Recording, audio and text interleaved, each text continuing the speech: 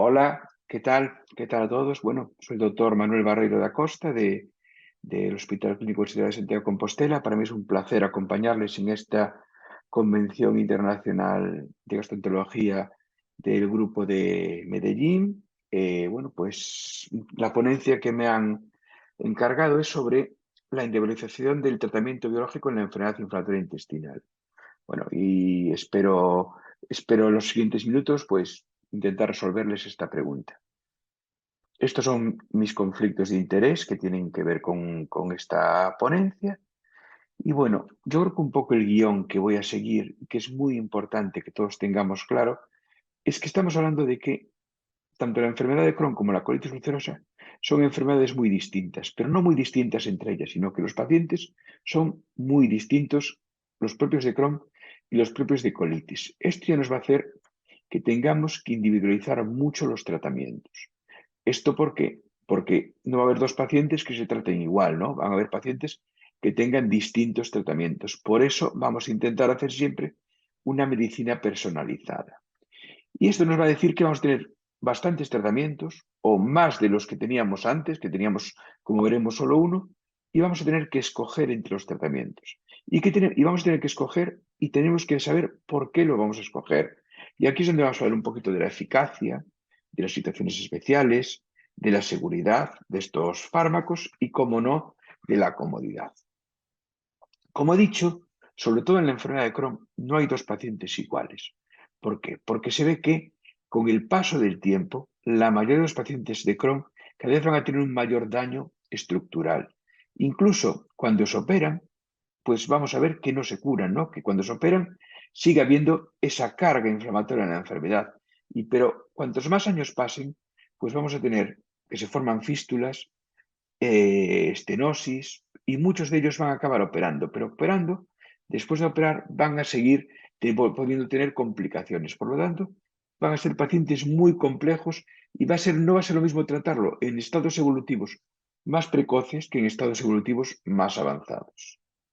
En cuanto a la colitis ulcerosa, pues la colitis ulcerosa, aunque puede parecer que es una enfermedad que tiene un curso, digamos, más común que entre unas y otras, todavía tiene muchos gaps o muchas necesidades insatisfechas. Por ejemplo, muchos pacientes todavía se hospitalizan y se operan. Tenemos un importante porcentaje de pacientes que fracasan a las terapias convencionales. Vamos a usar o se van a usar demasiados corticoides, que es algo que con las nuevas terapias tendremos que coger aquellas que lo eviten. Y los fármacos anti-TNF, que son los primeros biológicos que hemos utilizado, se van a caracterizar por importante pérdida de respuesta. ¿Y todo ello qué va a suponer? Pues un grandísimo impacto en la calidad de vida de estos pacientes. Y aparte tenemos que recordar, por ejemplo, no es lo mismo tratar una proctitis ulcerosa que una colitis izquierda, ni mucho menos que una colitis extensa. En este estudio que realizamos en nuestro medio ya hace más de 10 años, que vimos que aquellos pacientes que tenían colitis extensa, pues la gran mayoría, más de la mitad, no iban a ser tratados con mensalacina, sino que iban a requerir o bien tratamiento biológico o bien cirugía. Cosa que si trasladamos a colitis de una menor extensión, como la colitis izquierda o como la proctitis, el porcentaje de pacientes que requieran biológicos y por lo tanto que estén en riesgo de cirugía va a ser mucho menor. Y este es nuestro gran problema. Tenemos muchos fármacos y nos ponemos a pensar, como se puede pensar aquí el Jedi más, bueno, pues el Jedi más sabio, Obi-Wan Kenobi. Yo estoy en mi consulta, me pongo como Obi-Wan Kenobi y me pongo a pensar.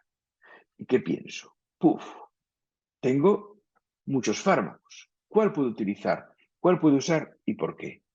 Pues para elegir un fármaco, y ahora mismo de los biológicos que tenemos, tengo infliximab, adalimumab, golimumab, vedolizumab, ustekinumab, e incluyo el tofacitinib, que aunque no es un fármaco biológico, es una pequeña molécula, pero se utiliza para los mismos pacientes que los otros biológicos, y tengo todo esto para elegir. Tengo, por un lado, la eficacia, importantísimo. Si un fármaco no es eficaz, pues no lo podemos usar. La seguridad, son fármacos para utilizar a largo plazo. El coste. Bueno, pues estamos en países donde el coste es muy importante porque son fármacos muy caros y que vamos a tratar mucho tiempo. Y las características individuales de los pacientes, algo tremendamente importante. Y como no, y me dejo para el final algo que es tu propia experiencia con pacientes y fármaco, lo que llamamos o que yo llamo el pálpito, ¿no? Cuando ves un paciente delante tienes que individualizar y el pálpito te dice que un fármaco puede ir mejor que otro. ¿Y qué tenemos que tener en cuenta? Bueno, pues primero tenemos unas guías clínicas que nos van a ayudar a la hora de escoger, veremos estudios de eficacia, veremos subgrupos de pacientes especiales, hablaremos de seguridad, de inmunogenicidad, de adherencia, porque no es lo mismo un fármaco que se pone cada 8 semanas que uno que se pone cada 2 semanas para el tipo de pacientes. Y esto va a influir también en la comodidad y, como no, de los factores individuales de los pacientes. Empecemos por las guías. Bueno, las guías son tremendamente importantes en nuestras vidas, ¿no? Pues las guías de teléfonos que utilizábamos antes, que nos ayudaban a encontrar, bueno, pues algún teléfono que queríamos ver, las guías Michelin para comer en un sitio que nos guste, o la guía Star Wars para estar a la última y saber todos los personajes que están apareciendo en las nuevas series. Las guías son muy importantes. Pues en medicina, las guías también son tremendamente importantes. Tenemos muchas guías. Tenemos las guías de la AGA, de la Asociación Americana, tanto de Crohn como de adulto. Y también en colitis ulcerosa, es decir, en adulto y en niño. Tenemos las guías europeas, las de la ECO. Tenemos las guías de GTECO con metodología GRADE.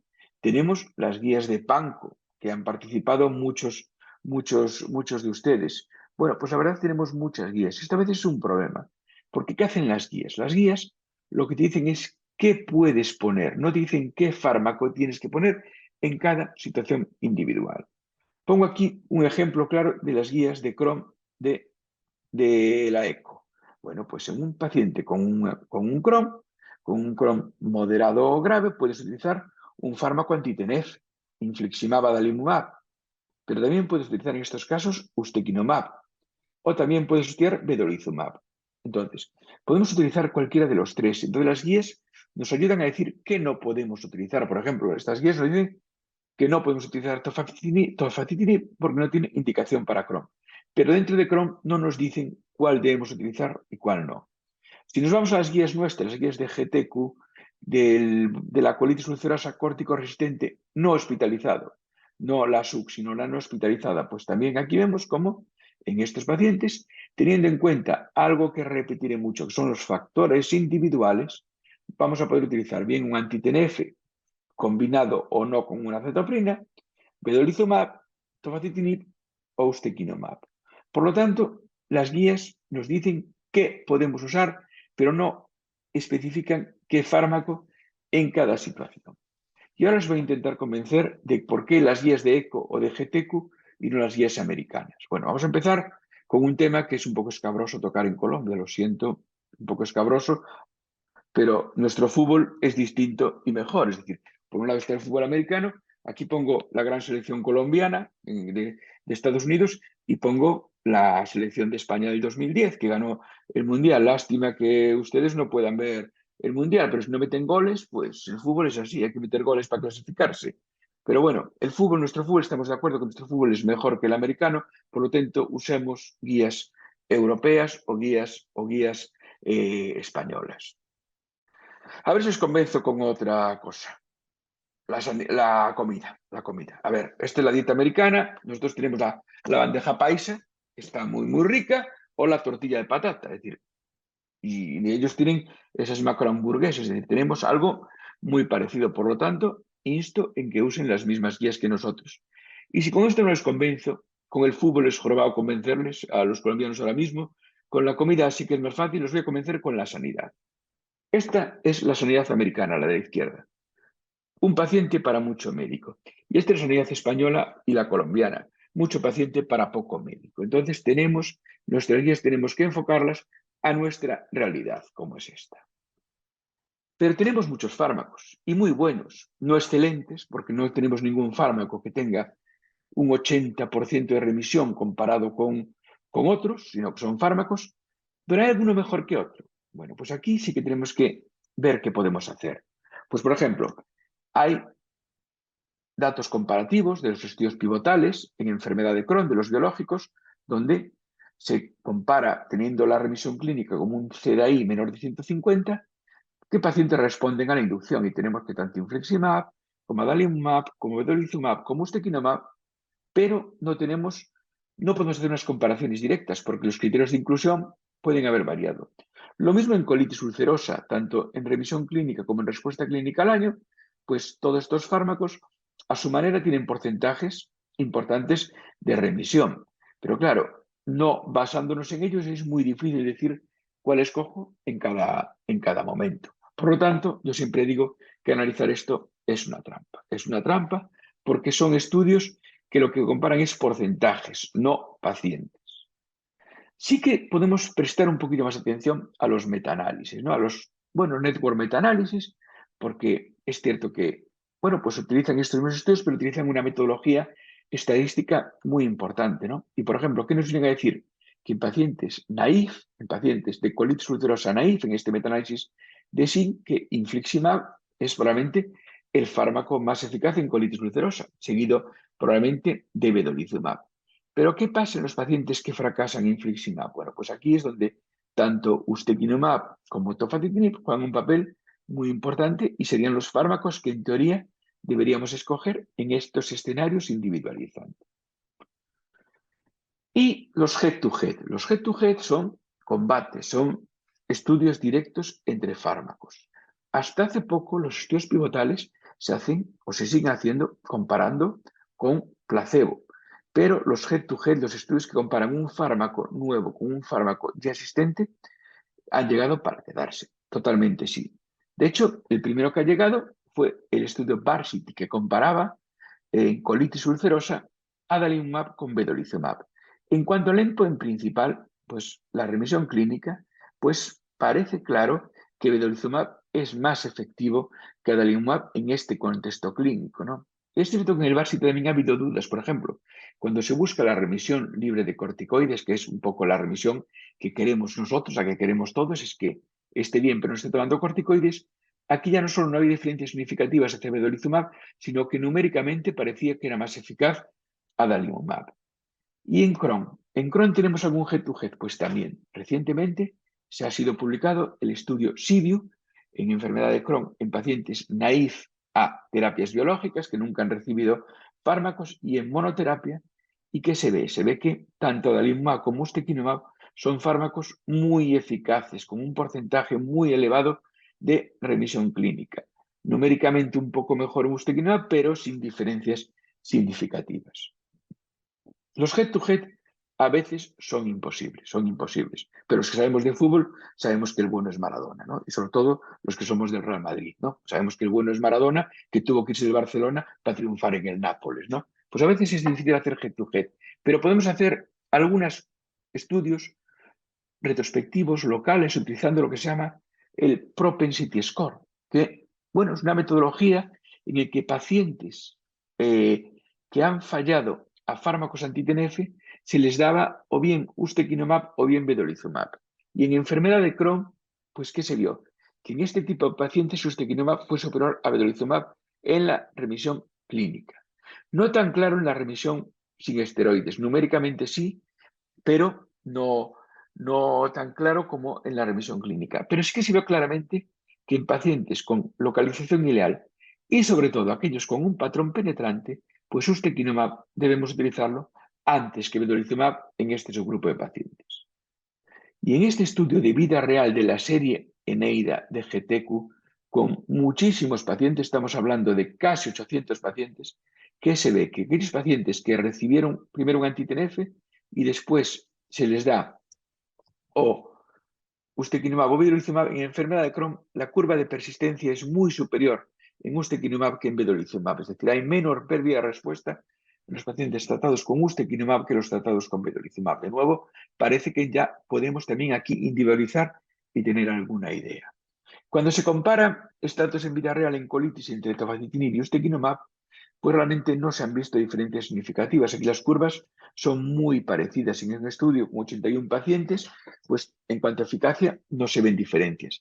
Es cierto que, pues que probablemente tofacitinib tenga algunos mayores efectos adversos en este y un poquillo más de riesgo en pacientes de mayor edad. Y vamos a hablar de situaciones especiales donde podemos individualizar. Para mí, uno de los grandes problemas es la enfermedad perianal, las fístulas perianales. Para mí es enfrentarme a estos pacientes a lo desconocido, ¿no? Como cuando Luke Skywalker se enfrentaba al todopoderoso Sarlacc, ¿no? Que es, se enfrentaba a lo que no esperaba. Pues la enfermedad perianal es un poco así. Y sin duda, el fármaco de indicación en un paciente con fístulas es infliximab. ¿Por qué? Porque ha demostrado que es el único que tiene un ensayo clínico para el cierre de las mismas, que es el estudio de Daniel Presen del año 99. Pero ¿qué pasa si no funciona con infliximab? ¿O qué otras alternativas tenemos si no podemos utilizar infliximab? Bueno, pues también tenemos datos de adalimumab y también bastante buenos de ustekinumab, ¿no? De estudios como el Stardust o el Sirio, donde tenemos un buen porcentaje de respuesta. ¿Y cómo damos estos fármacos a la hora de individualizar? Oye, ¿podemos utilizar un inmunosupresor concomitante? ¿No hace falta? Bueno, pues, por ejemplo, con infliximab sabemos que el tratamiento combinado infliximab con acetoprina es superior a infliximab solo. Por lo tanto, en pacientes con infliximab lo que se recomienda es el tratamiento combinado y no en monoterapia. Con vedolizumab y con ustekinumab, bueno, pues tenemos menos datos, pero parece que tenemos una tendencia a que da igual utilizarlos en monoterapia o en terapia combinada. Los datos que tenemos de remisión a largo plazo con ustekinumab son similares en los pacientes que van en monoterapia como en terapia combinada. ¿Qué hago yo? Bueno, pues yo, es cierto que muchos pacientes ya han sido tratados previamente con acetoprina, entonces yo en general no le introduzco la acetoprina si voy a tratar con vedolizumab o con ustekinumab.